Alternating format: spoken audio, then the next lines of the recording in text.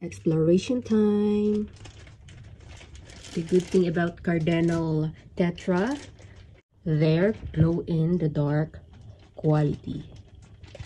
Enjoy! Our Cardinal family will become Cardenas family. Friendship na mo dira. Welcome to the family. Ayan na. Sige, explore nyo na. Sa inyo na yung bahay na yan. This is your property. Ayan, gawin nyo na ang gusto nyo gawin dyan. Just stay healthy. Be friends with the Amano shrimps. Okay? Andyan sila sa aking ginawang astronaut glass. Huwag na kayong mahiya. Pwede mo silang lagyan. Algae ba? Sa to? Dapna. Dapna.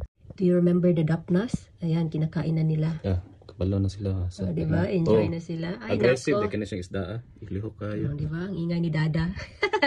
Glow in the dark. Meet the snail. Lagwapo kay sila. Finally, after 2 weeks, meron ng life. So, next time, we're gonna put another fish. So, one at a time muna tayo. Meron silang natural food. Sana sila? Dapna na nabuo.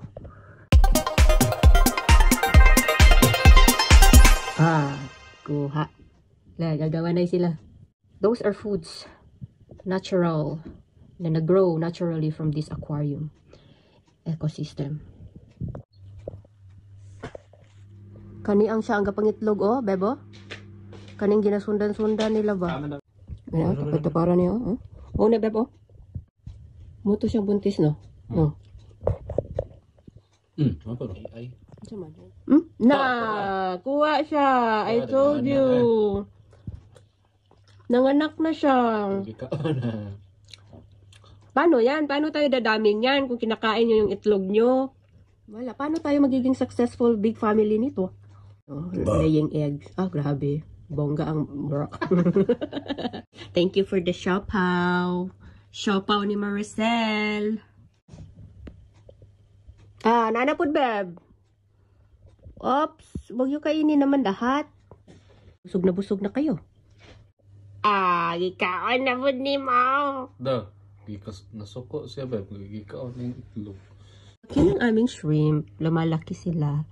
Lalaki at lalaki pa sila. Shy daw sila ngayon. Wala na ng oras ron. Napakalaki na nila. Okay.